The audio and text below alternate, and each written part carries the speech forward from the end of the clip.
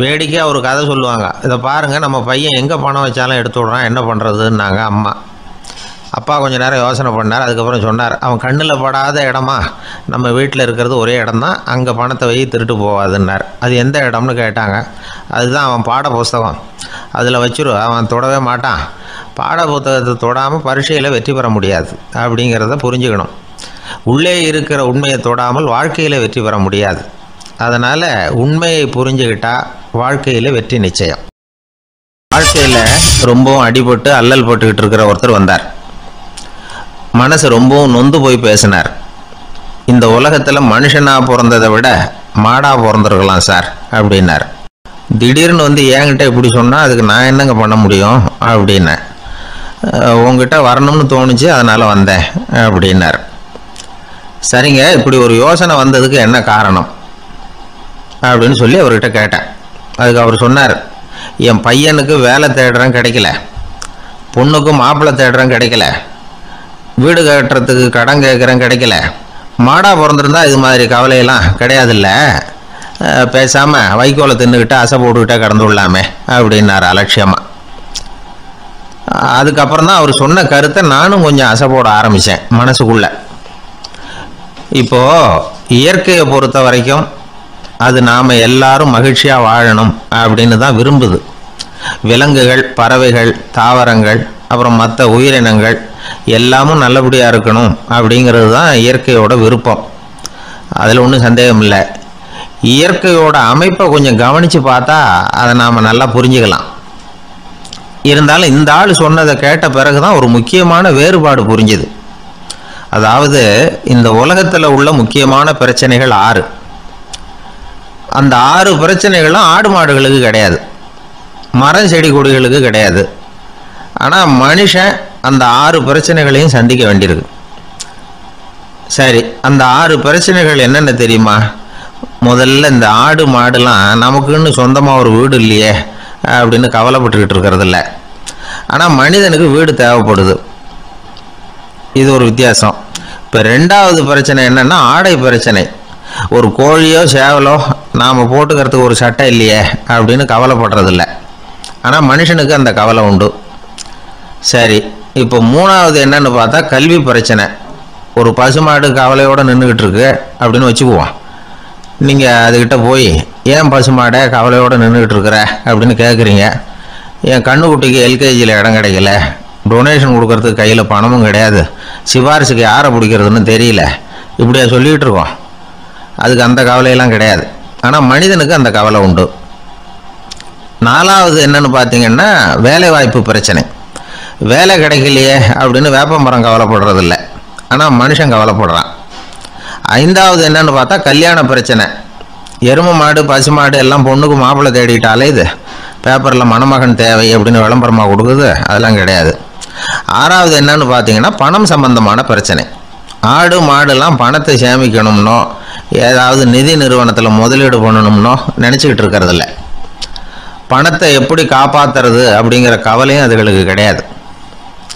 குதிரை வந்து குளம்போடு பிறக்குது, அதனால் அது காடு மேடெல்லாம் கவலை இல்லாமல் தெரியலாம்.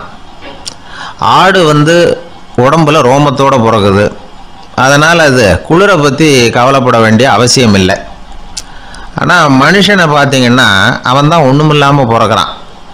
ஏன் இந்த பாகுபாடு அப்படின்னு கேட்டால் இதை பற்றி கொஞ்சம் சிந்திச்சு பார்க்கணும். அதாவது இந்த சந்தேகத்தை ஒரு பெரியவர்கிட்டையும் கேட்டேன். அவர் சொன்னார் இதுக்கு பதில்.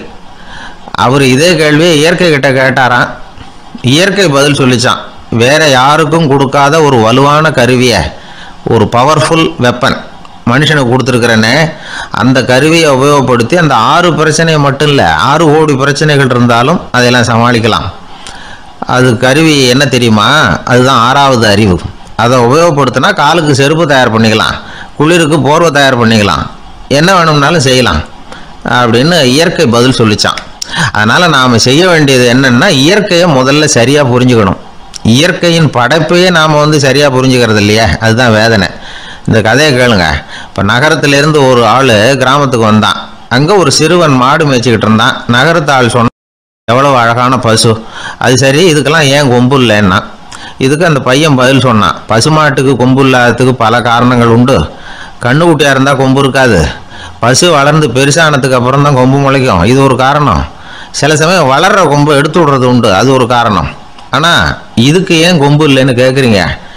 அதுக்கு என்ன காரணம்னா, இது பசு இல்லை குதிரை அப்படின்னானா. அங்கே ஒரு புதர் தெரியுது இல்லையா, இந்த புதருக்குள்ளே ஒரு சிங்கம் இருக்குது. அந்த பக்கமாக நான் போகிறப்போ வர்றப்போலாம் அது என்கிட்ட ஒம்பு வளர்க்குது, தகராறு செய்யுது, என் மேலே பாயுது, என்னை தாக்குது, ஏன்னு தெரியல அப்படின்னுது. இதை கேட்டதும் அந்த குரங்கு சொல்லிச்சு, இனிமேல் கவலைப்படாத, இந்த தடவை நான் உன்னை காப்பாற்றுறேன்னுது. அதுக்கப்புறம் ஒரு நாள் அந்த குரங்கும் கழுதியும் அந்த புதர் பக்கமாக போய்கிட்டு இருந்தாங்க. எதிர்பார்த்தது மாதிரியே நடந்தது. அந்த சிங்கம் எதிரில் வந்தது, கழுதியை பார்த்தது, உடனே அது மேலே பாய ஆரம்பிச்சுட்டுது. அவ்வளவுதான். உடனே இந்த குரங்கு என்ன பண்ணிச்சு தெரியுமா, கிடுகிடுன்னு ஒரு மரத்து மேலே ஏறி உட்காந்துக்கிட்டது. அங்கே உட்காந்துக்கிட்டு கீழே அந்த கழுதியும் சிங்கமும் போடுற சண்டையை வேடிக்கை பார்க்க ஆரம்பிச்சுட்டுது. கொஞ்ச நேரம் கழித்து அடிபட்ட காயத்தோடு அந்த கழுதை மெதுவாக நடந்து வந்தது. குரங்கு மெல்ல மரத்தை விட்டு கீழே இறங்குச்சு. இப்போ கழுதை கேட்டுது, என்னை காப்பாற்றுறேன்னு சொல்லிவிட்டு காலை வாரி விட்டுட்டியே, நீ பாட்டுக்கு மரத்து மேலே ஏறி உட்காந்துக்கிட்டே, அது நியாயமானது. குரங்கு பரிதாபமாக அதை பார்த்துது. நான் மரத்து மேலே இருந்து நீங்கள் 2 பேரும் சண்டை போட்டதை பார்த்துக்கிட்டு தான் இருந்தேன். உன்னோட சத்தம் தான் அதிகமாக இருந்தது, அது நீ சிரிக்கிற மாதிரி எனக்கு கேட்டுது, அதனால் நீ தான் ஜெயிச்சுக்கிட்டு இருக்க போல இருக்கு அப்படின்னு நினச்சிவிட்டேன்னுது. இன்றைக்கி பல பேர் இப்படி தான் இருக்கிறாங்களாம். யார் ஜெயிக்கிறாங்க யார் தோக்குறாங்கங்கிறத முகத்தை பார்த்து கூட கண்டுபிடிக்க முடியறதில்ல, பேசுகிற பேச்சை வச்சு கூட கண்டுபிடிக்க முடியறதில்ல. தோற்கிறவங்க கூட சிரிக்கிற மாதிரி முகத்தை வச்சுக்கிறான். இன்றைய மனிதர்கள்கிட்ட ஏகப்பட்ட முரண்பாடுகள். பொய் முகங்களோட உலவுகிறவர்கள் தான் அதிகம். உண்மை முகம் எங்கே இருக்குது அப்படிங்கிறத புரிஞ்சுக்கிட்டு நண்பர்களை தேர்ந்தெடுக்கணும் அப்படிங்கிறது ஒரு முக்கியமான கருத்து. கடவுள் இந்த உலகத்தை படைச்சு விட்டு அதுக்கப்புறமும் கொஞ்ச நாள் இங்கேயே தங்கியிருந்தாராம். அப்போ தான் அவருக்கு ஒரு உண்மை புரிஞ்சுதான், இந்த உலகத்தில் தங்கி இருக்கிறது எவ்வளவு இடைஞ்சல்னு. தினமும் மனிதர்கள் தேடி வந்து ஏதாவது புகார் சொல்லிக்கிட்டே இருந்தாங்களாம். எனக்கு அது வேணும் இது வேணும்னு கேட்டுக்கிட்டே இருந்தாங்களாம். சில பேர் வந்தாங்க, நாங்கள் வந்து விவசாயம் பண்ணுறோம், தண்ணி இல்லாமல் பயிர் காயுது, எங்களுக்கு மழை வேணும் அப்படின்னாங்க. அவங்க போனதும் அதுக்கப்புறம் சில பேர் வந்தாங்க, நாங்கள் வந்து மண்பானை செய்கிறவங்க, நிறைய பானை செஞ்சு வச்சுருக்குறோம், மழை பெஞ்சால் எல்லாம் கரைஞ்சி வீணாக போயிடும், அதனால் இன்றைக்கி மழை பெய்யக்கூடாதுன்னாங்க. கடவுள் பார்த்தார், அவருக்கு என்ன பண்ணுறதுன்னே தெரியல, ஏகப்பட்ட குழப்பம், தலையை பிச்சுக்கலாம் போல் இருந்தது, கிட்டத்தட்ட பைத்தியம் பிடிக்கிற அளவுக்கு ஆகிட்டுது. எல்லாருடைய ஆசைகளையும் அவரால் நிறைவேற்ற முடியல, ஏன்னா ஒன்றுக்கு ஒன்று முரண்பாடாக இருந்தது. ஒரு நாள் தன்னுடைய அமைச்சரவையை கூட்டி ஆலோசனை கேட்டார், என்ன செய்யலான்னு சொல்லுங்கன்னார். இது என்ன பிரமாதம், பேசாமல் இமயமலை அடிவாரத்தில் போய் உட்காந்துங்க, யாரும் தொந்தரவு பண்ண மாட்டாங்கன்னாங்க. அங்கேயும் மனிதர்கள் வர ஆரம்பிச்சுருவாங்களேன்னார் கடவுள். சரி அப்படின்னா சந்திரனில் போயிருந்துக்கலாமேன்னாங்க. அங்கேயும் மனுஷன் குடி வர போகிறான் அப்படின்னார் கடவுள். வெகு தூரத்துக்கு அப்பால் உள்ள நட்சத்திர மண்டலத்துக்கு போயிடலான்னாங்க. இதெல்லாம் நிரந்தர தீர்வாகாது, நிரந்தரமாக இந்த மனிதனுடைய தொல்லையிலேருந்து நான் விடுபடணும், அதுக்கு ஏதாவது வழி சொல்லுங்கன்னார் கடவுள். ஒரு வயசான ஆள் வந்தார், கடவுளுக்கு காதோட காதாக ஒரு வழியை சொன்னார். கடவுளுக்கு முகம் மலர்ந்தது, அதுதான் சரி, அப்படியே செஞ்சுடலான்னார். அந்த ஆள் சொன்ன ரகசியம் என்ன தெரியுமா, மனிதனால் அடைய முடியாத ஒரு இடம் இருக்குது, அது வேறு எங்கேயும் இல்லை, அவனுக்கு உள்ளே இருக்குது, அங்கே போய் மறைஞ்சிங்க, அதுக்கப்புறம் மனிதர்களால் உங்களுக்கு தொந்தரவு இருக்காதுன்னார். மனிதன் நினைக்காத இடம் அதுதான். அதாவது உள்ளுக்குள்ளே இருக்கிற உண்மையை புரிஞ்சிக்காமல் வெளியில் எங்கேயோ அது இருக்கிறதாக நினச்சி வரட்டிக்கிட்டு அலையிறான் மனுஷன். உள்ளே இருக்கிற உண்மை புரிஞ்சா நாம் தன்னம்பிக்கையோடு தலை நிமிர்ந்து வாழலாம். கத்தியை தீட்டாதே புத்தியை தீட்டு அப்படின்னு ஒரு பெரியவர் புத்தி சொன்னார். அதை கேட்ட ஒரு இளைஞன், அது எப்படி பெரியவரை புத்தியை தீட்டுறது, கத்தியை தீட்டுன்னு சொன்னால் ஒரு கருங்கல்லில் கத்தியை தேய்க்கலாம், புத்தியை தீட்டுன்னு சொன்னால் எப்படி தலையை கொண்டுட்டு போய் தரையில் தேய்ச்சிக்கிட்டு இருக்க முடியுமா அப்படின்னா. அந்த பெரியவர் உடனே புரிஞ்சுக்கிட்டார், இந்த இளைஞனுக்கு புத்தி கூர்மை கம்மி அப்படிங்கிறத புரிஞ்சுக்கிட்டார். அது சரி, அறிவுக்கும் புத்திசாலித்தனத்துக்கும் என்ன வித்தியாசம், இது ஒரு முக்கியமான கேள்வி. அறிவுன்னா என்ன, புத்திசாலித்தனம்னா என்ன? இதே கேள்வியை சாக்ரட்டிஸ் கிட்ட அவருடைய சீடன் ஒருத்தன் கேட்டானான். ஐயா, அறிவுக்கும் புத்திசாலித்தனத்துக்கும் என்னங்க வித்தியாசம் அப்படின்னு கேட்டிருக்கான். சாக்ரட்டிஸ் நிமிர்ந்து பார்த்துருக்கிறார் அந்த சீடனை. அதுக்கப்புறம் சொன்னாரான், நான் சொல்கிறேன் உன்னுடைய கேள்விக்கு பதில், ஆனால் அதுக்கு முன்னாடி நீ ஒரு காரியம் பண்ணணும்னாரான். என்னங்க செய்யணும் சொல்லுங்கன்றிருக்கான். அதோ பாரு, ஒரு பெரியவர் உட்காந்துருக்கிறாரு, அவர்கிட்ட போ, இங்கேருந்து பக்கத்தில் இருக்கிற அந்த கிராமத்துக்கு போய் சேர எவ்வளவு நேரம் ஆகும் அப்படின்னு கேட்டுட்டு வா அப்படி சொன்னார் சாக்ரட்டிஸ். சரின்னு சொல்லிவிட்டு இவன் போனான். அந்த பெரியவர் முன்னாடி போய் நின்னான்.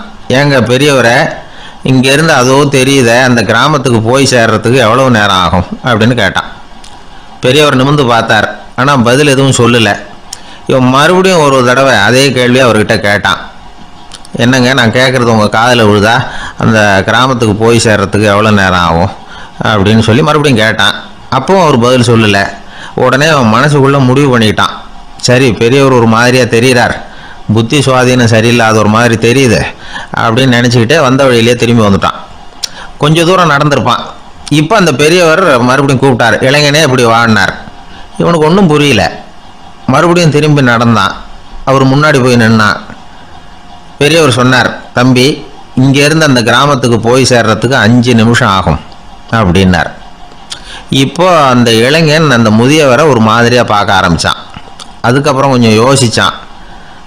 பிறகு அவர்கிட்டே கேட்டுட்டான், ஏங்க பெரியவரை, இதே பதிலை அப்போவே என்கிட்ட சொல்லியிருக்கலாமே, என்னை திரும்பி போன்னு சொல்லிவிட்டு பாதி தூரம் போனதுக்கப்புறம் மறுபடியும் கூப்பிட்டு அதுக்கப்புறம் இப்படி சொல்கிறீங்களே, இது நியாயமா அப்படின்னா.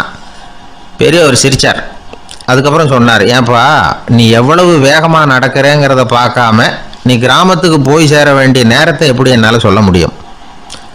அதனால தான் உன்னை கொஞ்சம் தூரம் நடக்க விட்டு உன்னுடைய நடையின் வேகம், அந்த கிராமம் இருக்கிற தூரம் ரெண்டையும் கணக்கு போட்டு அதுக்கப்புறம் நேரத்தை சொன்னேன்னார்.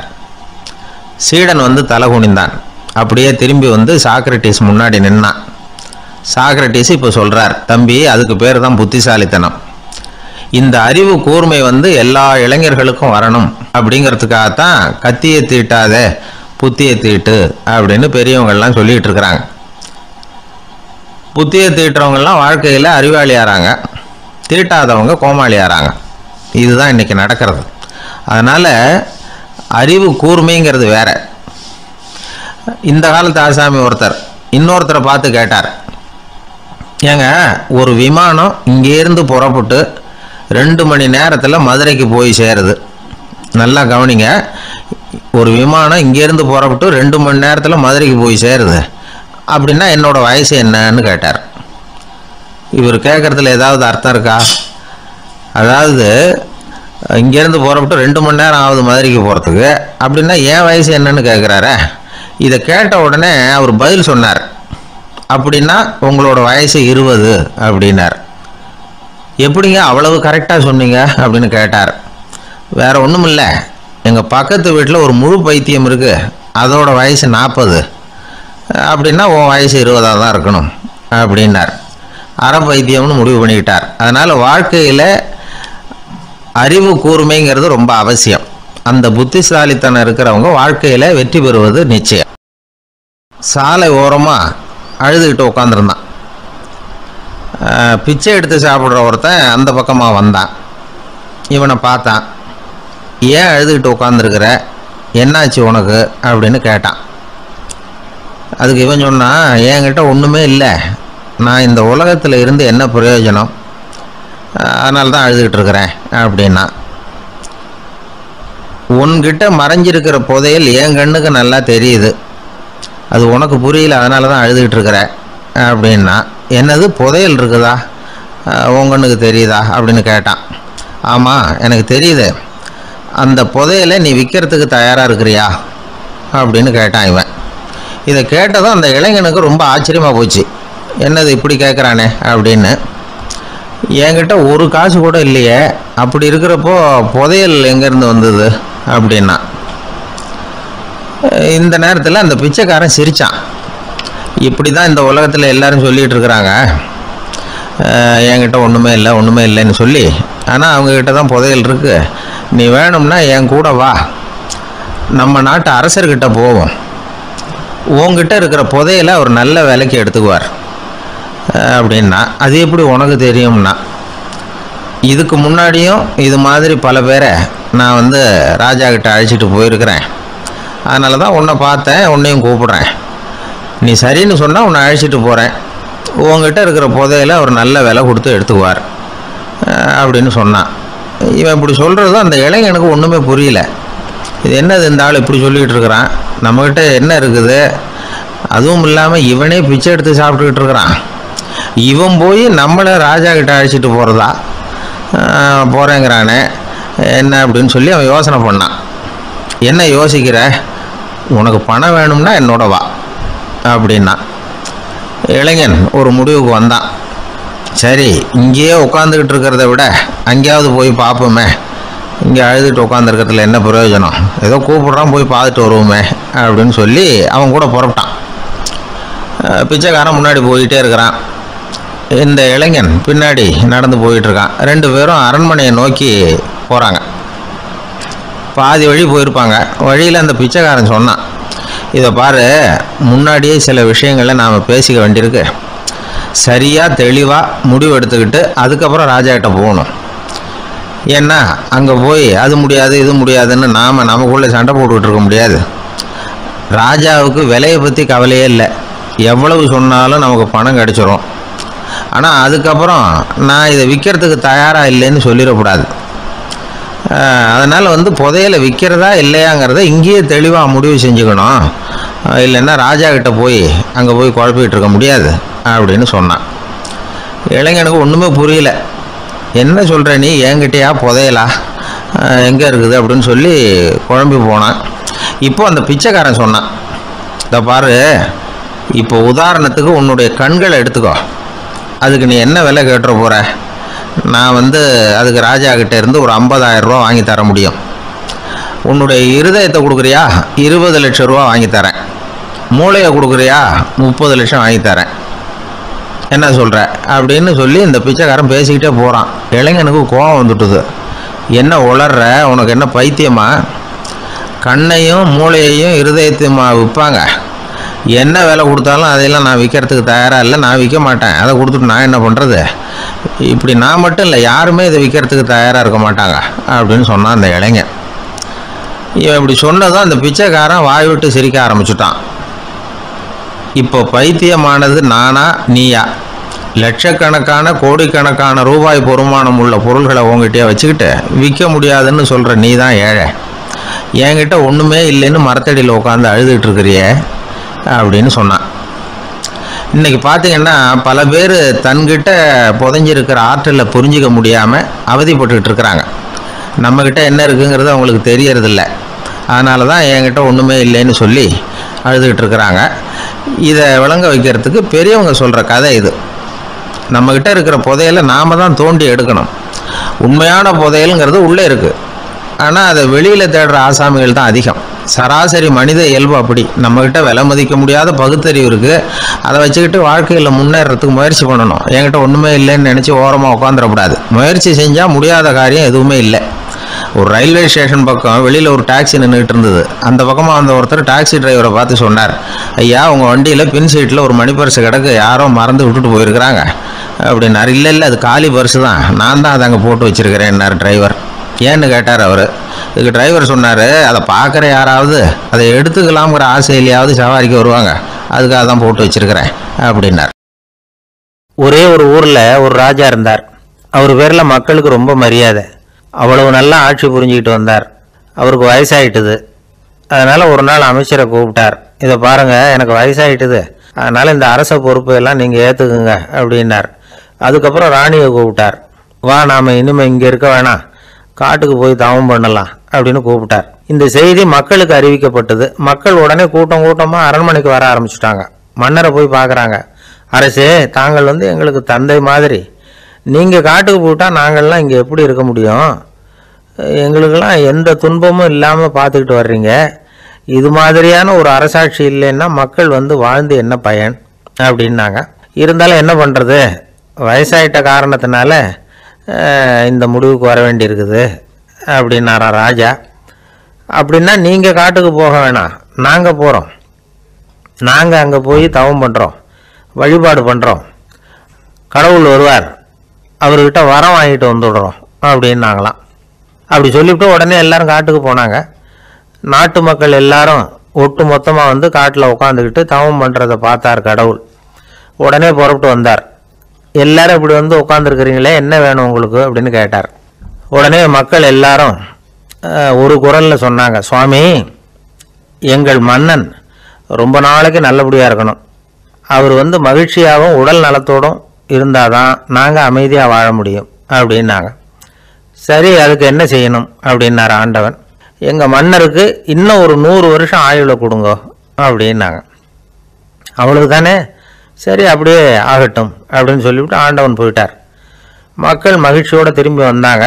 மன்னா, கடவுள் வரம் கொடுத்துட்டார், நீங்கள் 100 வருஷம் வாழ போகிறீங்க அப்படின்னாங்க.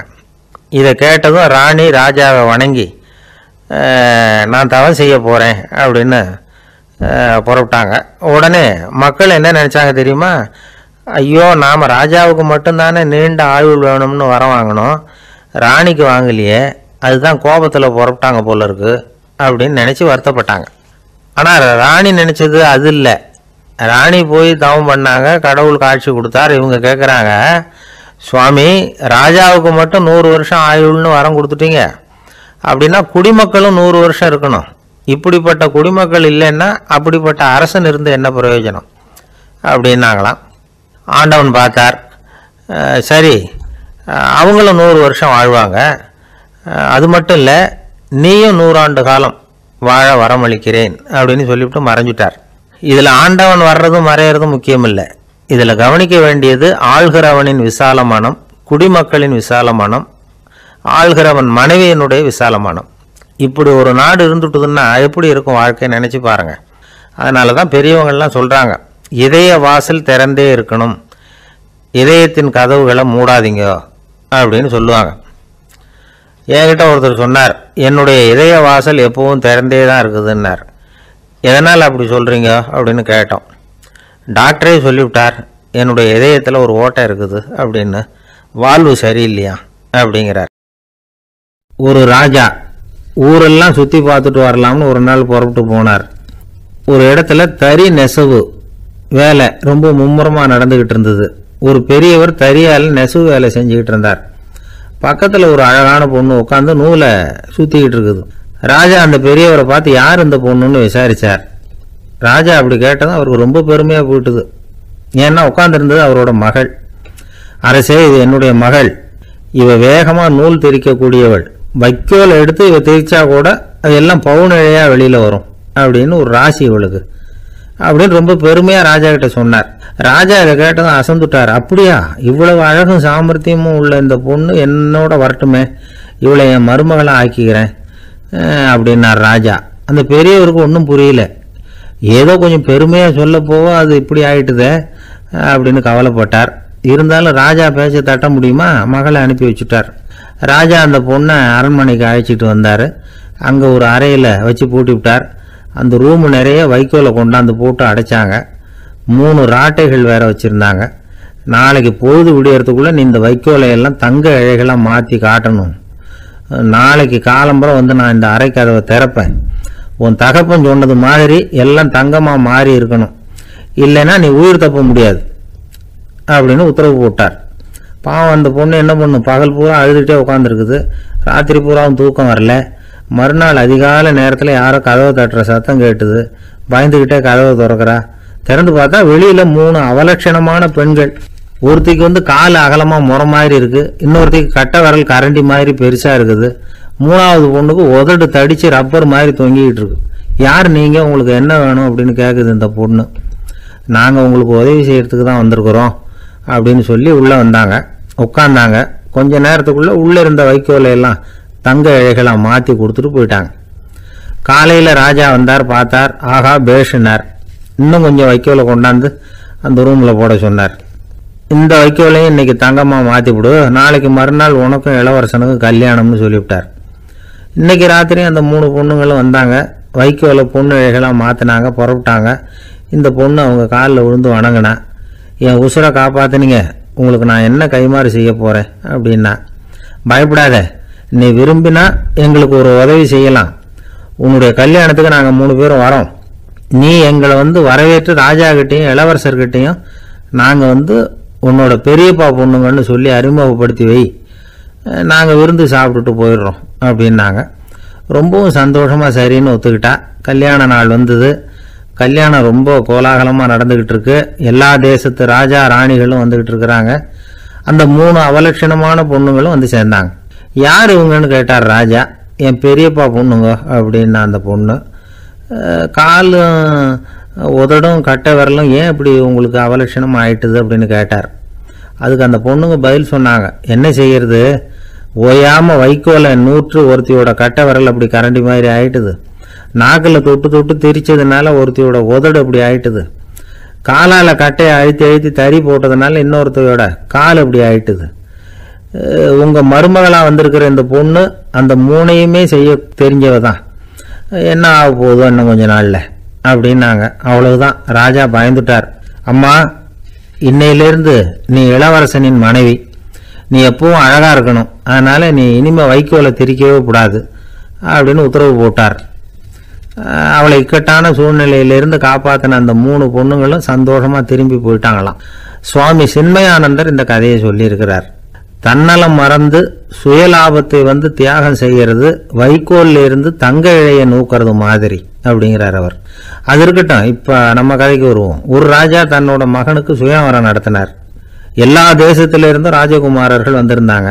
ராஜகுமாரியை கல்யாணம் பண்ணிக்கலாம்ங்கிற ஆசையில் சுயம்பர மண்டபத்திலேருந்து எல்லா ராஜகுமாரர்களும் அலறி அடிச்சுக்கிட்டு வெளியில் ஓடி வந்துகிட்டு இருக்கிறாங்களாம். ஏன் அப்படி எல்லாரும் மிரண்டு போய் ஓடி வர்றாங்கன்னு கேட்டார் ஒருத்தர். அதுக்கு இன்னொருத்தர் விவரம் சொன்னார். ராஜகுமாரியை இன்னைக்கு தான் அவங்க நேரில் பார்த்தாங்களாம், அதுதான் அப்படி ஓடி வந்துகிட்டு இருக்கிறாங்க அப்படின்னார். ஒரு ஊரில் ஒரு ராஜா இருந்தார். அவர் அடிக்கடி காட்டுக்கு வேட்டையாட போவார். சில நண்பர்களையும் கூட அழைச்சிக்கிட்டு போவார். காட்டுக்கு போனதும் ஆளுக்கு ஒரு பக்கமாக போய் வேட்டையாடுவாங்க. சாயந்தரமாக திரும்பி வருவாங்க. மறுநாள் அரண்மனையில் உட்காந்து ஒவ்வொருத்தரும் அவங்க அனுபவங்களை எல்லாம் சொல்லிக்குவாங்க. அவங்க வீரத்துக்கு தகுந்த மாதிரி பரிசை அந்த ராஜா கொடுப்பார். இது மாதிரி ஒரு தடவை எல்லாரும் வேட்டைக்கு போயிட்டு திரும்பி வந்ததும் உட்காந்து பேச ஆரம்பிச்சிருக்கிறாங்க. ஒருத்தன் சொன்னான், தன்னுடைய வீர செயலை பற்றி அளக்க ஆரம்பிச்சிட்டான். ஏன்னா அது எதுக்கு பரிசு கிடைக்க போகுதில்ல, அதனால. அவன் என்ன சொன்னான் தெரியுமா, அரசே, நேற்றுக்கு காட்டில் என்னாச்சு தெரியுமா, எனக்கு நேராக ஒரு சிங்கம் வாயை திறந்துக்கிட்டு வந்துட்டுது, நான் பயப்படவே இல்லை. உடனே ஒரு கல்லை எடுத்து குறி பார்த்து வீசினேன், சிங்கத்து வாய்க்குள்ளே போய் அந்த கல் மாட்டிக்கிட்டுது. அவ்வளவுதான், அந்த சிங்கம் என்னை பார்த்துட்டு பயந்துட்டு ஒரே ஓட்டமாக திரும்பி ஓடி போயிட்டுது அப்படின்னா. ஆஹா பலே அப்படின்னு எல்லாரும் கை தட்டினாங்க. 2வது ஆள் ஒருத்தன் எழுந்திரிச்சான். அவன் சொல்ல ஆரம்பிச்சான், அரசே, நான் போன வழியில் 2 பெரிய மலைப்பாம்பு கிடந்தது, என்னை மூழ்கிறதுக்கு வந்தது. நான் என்ன பண்ணேன் தெரியுமா, அந்த 2 பாம்போட வாலையும் ஒன்றா சேர்த்து முடிச்சு போட்டுட்டேன். அவ்வளவுதான், அது அங்கே இழுக்க இது இங்கே இழுக்க முடிச்சு நல்லா எரிய போட்டுது அப்படின்றான். ஆஹா அற்புதம்னு சொல்லி எல்லாரும் கை தட்டினாங்களாம். அடுத்தபடியாக 3வது ஆள் ஒருத்தன் வந்தான். அவன் சொல்ல ஆரம்பித்தான், மன்னா, நான் போன பாதையில் குறுக்க ஒரு ஆறு, அதில் இறங்கி குளித்தேன். யாரோ காலை பிடிச்சி இழுக்கிறது மாதிரி இருந்தது. திரும்பி பார்த்தா ஒரு பெரிய முதலை. நான் உடனே அப்படியே ஒரு துள்ளல் துள்ளி அது முதுகில் போய் உட்காந்துக்கிட்டேன். அதை அப்படியே கரைக்கு நீந்த வச்சேன். கரைக்கு வந்து சேர்ந்ததும் அப்படியே ஒரே துள்ளி குதிச்சு கரைக்கு வந்துட்டேன் அப்படின்றான். அவன் தன்னுடைய வீரத்தை அப்படி சொல்லியிருக்கான். அடடா எப்பேற்பட்ட வீரம் அப்படின்னு எல்லாரும் கை தட்டினாங்களாம். 4வது ஆள் எழுந்திரிச்சான். மன்னா, நான் போன இடத்துல ஒரு கரடி என்னை துரத்த ஆரம்பிச்சுட்டுது. நான் ஒரு மலை உச்சிக்கு வந்துட்டேன். அதுக்கப்புறம் ஒரு அடி எடுத்து வச்சாலும் அதில் பாதாளத்தில் விழ வேண்டியது தான். அந்த நேரம் பார்த்து ஒரு பெரிய ராட்சச கழுகு அந்த பக்கமாக பறந்து வந்தது. நான் உடனே அப்படியே உயர எழும்பி அந்த கழுகோட காலை பிடிச்சிக்கிட்டேன். அப்படியே தொங்கிக்கிட்டே வந்தேன். ஒரு நல்ல இடம் வந்ததும் தொப்புன்னு கீழே குதிச்சு நடந்து வந்துட்டேன். இதுக்கும் எல்லாரும் கை தட்டுறாங்க. கடைசியாக ஒரு ஆள் எழுந்திரிச்சான். அரசே, நான் போன வழியில் ஒரு பெரிய யானை குறுக்க வந்தது. பயங்கரமாக சத்தம் போட்டுக்கிட்டே வந்தது. நான் பயந்து ஓடலை. உடனே என்ன பண்ணேன் தெரியுமா, அந்த யானையோட வாலை பிடிச்சி தூக்கினேன். தலைக்கு மேலே தூக்கி கரன்னு சுற்றினேன். வேகமாக சுற்றி வீசி எறிஞ்சேன். அவ்வளவுதான். அதே ஸ்பீடில் அந்த யானை மேலே போக ஆரம்பிச்சுட்டுது. இன்னும் கூட அது போய்கிட்டே தான் இருக்குது, கீழே விழவே இல்லைன்னா. இதை கேட்டதும் ராஜாவுக்கு கோபம் வந்துட்டுது. என்ன முட்டாள்னு நினச்சிக்கிட்டு பேசுறியா, யானையை நீ வாழை பிடிச்சி தூக்குன, ஆக நான் நம்பணுமா அப்படின்னார். உடனே இவன் பணிவா பதில் சொன்னான், அரசே, ஒரு சிங்கத்து வாயில கல் மாட்டிக்கிட்டதை நம்புறீங்க, மலைப்பாம்பு வாழை பிடிச்சி முடிச்சு போட்டதை நம்புறீங்க, முதல்ல முதுகில் சவாரி பண்ணதையும் நம்புறீங்க, கழுகு காலை பிடிச்சிக்கிட்டு பறக்கிறதையும் நம்புறீங்க. அப்படி நம்புறப்ப நான் சொன்னதை மட்டும் நம்பக்கூடாதா அப்படின்னு கேட்டானான். பொய் சொன்னவங்க எல்லாம் தலையை தொங்க போட்டுக்கிட்டாங்களாம். ராஜா அவங்கள பார்த்து சொன்னாராம், நீங்க எல்லாரும் என்னை முட்டாளாக்கி இருக்கிறீங்க. கடைசியா பேசின இவன் தான் எனக்கு உண்மை எது பொய் எதுங்கிறத புரிய வச்சிருக்கிறான். இவன் தான் உண்மையான தைரியசாலி அப்படின்னு சொல்லி அவனுக்கே பரிசையெல்லாம் கொடுத்து பாராட்டினாராம். இப்படி ஒரு கதை. உண்மையை நிலைநாட்டுகிறவன் தான் உண்மையான வீரன் அப்படிங்கிறத இதுல இருந்து நாம புரிஞ்சுக்கணும். இந்த காலத்துல எல்லாம் பொய் சொன்னாதான் பிழைக்க முடியுங்கிறது ஒரு சில பேரோட நம்பிக்கை. ஒரு அப்பாவுக்கு தன் மகனுக்கு பொய் சொல்ல தெரியலையேங்கிற கவலை. பொய் சொன்னாதான் இந்த உலகத்துல பிழைக்கலாம், ஆனா இவனுக்கு அது தெரியலையே, அதனால இவனை அழைச்சிட்டு போய் நடுக்கடல்ல விட்டுட்டு வந்துருவோம் அப்படின்னு அழைச்சிட்டு புறப்பட்டான். கடற்கரைக்கு போனான். மகனுக்கு சந்தேகம், எங்கப்பா என்ன அழைச்சிட்டு போறேன்னு கேட்டிருக்கான். கடல்ல மீன் பிடிக்க கற்றுக் கொடுக்க போறேன் உனக்கு அப்படின்னானா. நான் ஏற்கனவே மீன் பிடிச்சிட்டேனேன்னானா இவன் மகன். எங்க அதுன்னு கேட்டிருக்கான் அப்பங்காரன். சுட்டு சாப்பிட்டுட்டேன் இருக்கான் புள்ள. அப்பங்காரன் பார்த்தான், சரி நம்ம புள்ள பொழைச்சிக்கோ அப்படின்னு சொல்லி திருப்பி அழைச்சிட்டு வந்துட்டானா. இணை புரியாத 2 நண்பர்கள் இருந்தாங்களாம். 2 பேரும் விடாம சிகரெட்டு குடிக்கிறவங்க. அதுல ஒருத்தன் செத்து போட்டான். இன்னொருத்தன் அதுக்கப்புறம் 2 சிகரெட்டா குடிக்க ஆரம்பிச்சானா. ஏன் இப்படி பண்றேன்னு கேட்டிருக்காங்க. நான் ஒரு சிகரெட்டு தான் குடிக்கிறேன், செத்து போன என்னுடைய ஃப்ரெண்டு இருக்கானே செத்து போனவன், அவனுக்காக இன்னொரு சிகரெட்டு குடிக்கிறேன் அப்படின்னு நானா. இது ரொம்ப ஆபத்து, விட்டுடு அப்படின்னு சொல்லியிருக்காங்க. சரின்னு ஒத்துக்கிட்டான். ஆனா அதுக்கப்புறமும் ஒரு சிகரெட் வேகமா குடிச்சுக்கிட்டே இருந்தான். சிகரெட் பழக்கத்தை நீ இன்னும் விடலையான்னு கேட்டாங்களாம். அந்த பழக்கத்தை நான் எப்போ விட்டுட்டேன், இப்ப நான் குடிக்கிறது என் ஃப்ரெண்டுக்காக அப்படின்னு நானா. இவங்கெல்லாம் எப்படி திருந்துறது? காசி மாநகரத்தை பிரம்மதத்தன் அப்படிங்கிற ராஜா ஆட்சி பண்ணிட்டு வந்தார். அவர் ஒவ்வொரு வருஷமும் ஒரு திருவிழா நடத்துறது வழக்கம். எல்லா தேசத்திலிருந்தும் எல்லா வகையான ஜனங்களும் அதுல வந்து கலந்துக்குவாங்க. ஒரு சமயம் அது மாதிரி விழா நடந்துகிட்டு இருந்தது. வைகுண்டத்திலிருந்து தேவலோகத்திலிருந்து நிறைய தேவகுமாரர்கள்லாம் காசி நகருக்கு அப்போ வந்திருந்தாங்க. அதுல முக்கியமா ஒரு 4 தேவகுமாரர்கள். அந்த 4 பேரையும் சுத்தி ஏகப்பட்ட கூட்டம். அப்படி என்ன விசேஷம் அவங்க கிட்ட அப்படின்னா, மற்றவங்களை விட அவங்க முகம் அழகா இருந்ததா அப்படி பார்த்தா அப்படியும் இல்லை. அவங்க அணிஞ்சிருந்த மலர் மாலைகள் தான் அதுக்கு காரணமா. அந்த மலர்கள்ல இருந்து அப்படி ஒரு அபூர்வமான நறுமணம். இதுக்கு முன்னாடி இப்படி ஒரு நறுமணத்தை அந்த ஊர் ஜனங்க அனுபவிச்சதே இல்லை. அதுதான் அந்த 4 பேரையும் சுத்தி கூட்டம். எல்லாரும் கேள்வி கேட்க ஆரம்பிச்சாங்க. உடனே அந்த 4 தேவகுமாரர்களும் எல்லாருக்கும் தெரியும்படியா வானத்துல எழும்பி கொஞ்சம் உயரமா நின்றுக்கிட்டாங்க. கீழே நின்றுகிட்டு இருந்த அரசன்ல இருந்து ஆண்டி வரைக்கும் ஒருத்தர் பாக்கி இல்லாம ஒரே குரல்ல எல்லாரும் அவங்கள பார்த்து, எங்களுக்கும் இது மாதிரி மாலையை போட்டுக்கணும்னு ஆசையா இருக்கு, அதுக்கு நீங்க தான் அருள் பண்ணணும் அப்படின்னு கேட்டுக்கிட்டாங்க. மாலை போட்டுக்கிறதுன்னா எல்லாருக்கும் ஆசையா தானே இருக்கும். அந்த 4 தேவகுமாரர்கள்ல ஒருத்தர் புத்தர் பிரான். அவர் சொன்னார், பூலோகவாசிகளே, நான் சொல்றத கொஞ்சம் பொறுமையா கேளுங்க. கக்காரு அப்படிங்கிற கற்பக விருட்சத்தின் மலர்களால தொடுக்கப்பட்டது இந்த மாலை. இதுக்கு நிறைய சக்தி உண்டு. எந்த காலமும் இது வாடாது, வாசனையும் குறையாது.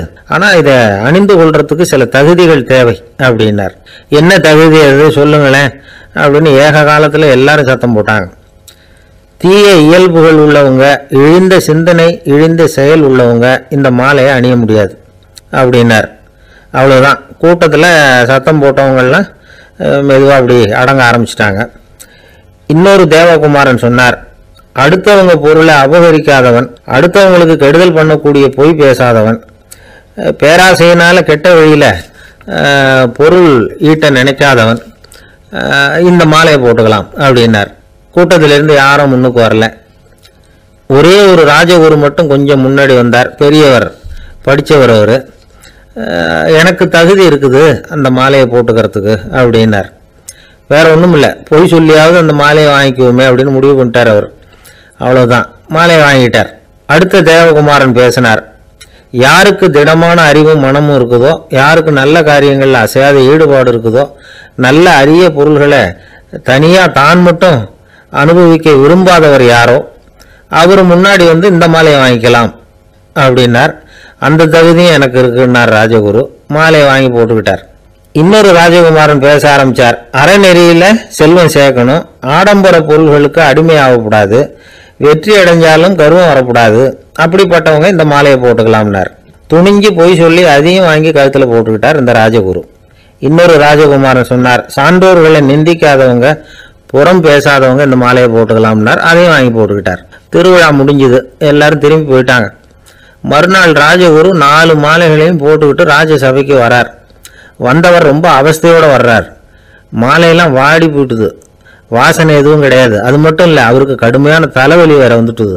துடிச்சு போயிட்டார். மாலையை கழட்டவும் முடியல. ஜனங்கள்லாம் அவரை பார்த்து சிரிக்க ஆரம்பிச்சிட்டாங்க. என்னத்துக்கு ஆசைப்படணும், ஏன் இப்படி கஷ்டப்படணும் அப்படின்னு. ராஜா பார்த்தார். மறுபடியும் விழாவுக்கு ஏற்பாடு பண்ணினார். தேவகுமாரர்கள்லாம் வந்தாங்க. ராஜகுரு வந்தார். மக்கள் முன்னிலையில் அவங்க காலில் விழுந்தார். மன்னிப்பு கேட்டுக்கிட்டார். இந்த மாலையை போட்டுக்கிற தகுதி எனக்கு இல்லை. தகுதி இல்லாத ஒருத்தன் தகாத தகுதியை பொய் மூலம் பெறணும்னு ஆசைப்படுறாங்களே, அவங்களுக்கெல்லாம் என்னுடைய தண்டனை ஒரு எச்சரிக்கையாக இருக்கட்டும்னார். அதுக்கப்புறம் தேவகுமாரர்கள் அவர் கழுத்தில் இருக்கிற மாலையை கழட்டினாங்களாம். அந்த மாலைகளும் பழையபடி மனம் கொடுக்க ஆரம்பிச்சுட்டு தான். இதுலேருந்து நாம் தெரிஞ்சுக்க வேண்டியது என்னென்னா, நமக்கு தகுதி இல்லாத ஒரு கௌரவம் நம்மக்கிட்ட தானாக வந்தால் கூட அதை தவிர்த்து விடுறது தான் நல்லது. அதுதான் புத்திசாலித்தனம். ஒருத்தர் வந்தார். சார், எங்கள் இலக்கிய மன்ற விழாவுக்கு நீங்கள் தலைமை தாங்கணும்னார். உடனே இவர் சொன்னார், பேச்சாளர், சார் இலக்கியத்தை பற்றி பேசுகிற தகுதி எனக்கு இல்லையே அப்படின்னார். உடனே அவர் கூப்பிட வந்தவர் சொன்னார், அந்த தகுதி உங்களுக்கு இல்லைங்கிறது எங்களுக்கும் தெரியும் சார், அதனால தான் உங்களை தலைமை தாங்க கூப்பிடுறேன் அப்படின்னார். அது சரி, தலைமைன்னா அதுக்கு இவர் என்னதான் அர்த்தம் பண்ணுறாருன்னு தெரியல. அளவுக்கு மிஞ்சினால் அமிர்தமும் நஞ்சு அப்படின்னு சொல்லுவாங்க. அது உண்மைதான். ஒருத்தருக்கு அளவுக்கு மீறிய புகழ் வந்துட்டுதுன்னு வச்சுங்க, அது கூட ஆபத்தா போயிடுறது உண்டு. பழங்காலத்துல எல்லாம் கிரேக்க தேசத்துல ஒரு பழக்கம் உண்டாம். அதாவது யாராவது ஒருத்தரை நாடு கடத்தணும்னா அதுக்கு ஒரு வழி உண்டு. அதாவது ஒருத்தரை நாடு கடத்தணும்னு மக்கள் விரும்புறாங்கன்னு வச்சுங்களேன், அவர் பேரை ஒரு மண்பாண்ட ஓட்டுச்சில்லில் எழுதி அதை ஒரு குறிப்பிட்ட பொது இடத்துல போட்டுற வேண்டியது, அவ்வளவுதான். இது மாதிரி பல பேர் போட்டுக்கிட்டே இருப்பாங்க. எல்லாம் அப்படியே குவிஞ்சு போயிடும். அந்த ஓட்டாஞ்சில்லு குவியலில் யாருடைய பேர் அதிகமாக இருக்குதோ அந்த நபரை ஒரு 10 ஆண்டுகள் நாடு கடத்தி விடுவாங்க. இது அந்த ஊர் வழக்கமாக. ஒரு நாள் அந்த குவியலுக்கு பக்கத்தில் ஒரு ஆள் நின்றுக்கிட்டு இருக்கிறான். அவன் கையில் ஒரு ஓட்டாஞ்சில்லு வச்சிருக்கிறான். அதில் யாரோட பேரையோ எழுதணும், எழுதி அந்த இடத்துல போடணுங்கிறது அவன் ஆசை. ஆனால் அவன் படிக்காதவன், அதனால் எழுத தெரியல. யாராவது அந்த வழியாக வர்றாங்களான்னு பார்த்துக்கிட்டே நின்றுக்கிட்டு இருந்தான். ஒரு பெரியவர் வந்துக்கிட்டு இருந்தார். அவர்கிட்ட ஓடினான். கையில் இருந்த மண்பாண்ட சில்லை கொடுத்தான். ஐயா, இதில் ஒரு பேர் எழுதி கொடுங்களேன்னா. அந்த பெரியவர் அதை வாங்கி கையில் வச்சுக்கிட்டு, என்ன பேர் எழுதணும் சொல்லு அப்படின்னா. இவன் சொன்னான், அரிஸ்டைடிஸ் அப்படின்னு எழுதுங்க அப்படின்னா. இதை கேட்டதான் அந்த பெரியவருக்கு அதிர்ச்சி. ஏன்னா அவர் தான் அரிஸ்டைடிஸ், தத்துவ மேதை அரிஸ்டைடிஸ் அவர். இருந்தாலும் நான் தான் அதுங்கிறத காட்டிக்காம அந்த ஆளுகிட்ட கேட்டார். அது சரிப்பா, அரிஸ்டைடிஸ்ங்கிற பேரை எழுத சொல்ற, அவர் உனக்கு என்ன கெடுதல் பண்ணார், அவர் பேரை இதில் எழுத சொல்றிய அப்படின்னு கேட்டிருக்கார். அதுக்கு இவன் சொன்னானா, அவர் எனக்கு எந்த கெடுதலும் பண்ணல, அவரை நான் பார்த்தது கூட இல்லை அப்படின்ட்டுருக்கான். அப்புறம் எதுக்காக அவரை நாடு கடத்தணும்னு நீ ஆசைப்படுற அப்படின்னு கேட்டிருக்கார். இப்போ அந்த ஆள் சொல்கிறான், அரிஸ்டைடிஸை பற்றி எல்லாரும் பேசுகிறாங்க, அவர் ரொம்ப நல்லவர், அவர் ஒரு பெரிய அறிவாளிங்கிறாங்க, அவர் ஒரு பெரிய வள்ளல், பேரறிஞர், இப்படி எல்லாரும் சொல்கிறத கேட்டு கேட்டு எனக்கு ரொம்ப அழுத்து போயிட்டுது, அதனால தான் வெறுப்பாயிட்டேன் அப்படின்னு நானும். இதிலேருந்து என்ன தெரியுது, நாம் நல்லவனாக இருக்கிறதுல ஒன்றும் இடைஞ்சல் இல்லை. ஆனால் நம்மளை நல்லவன் நல்லவன் எல்லாரும் சொல்ல ஆரம்பிச்சிட்டாங்கன்னு வச்சுக்கோங்க, அப்போ இடைஞ்சல் ஆரம்பம்னு அர்த்தம்.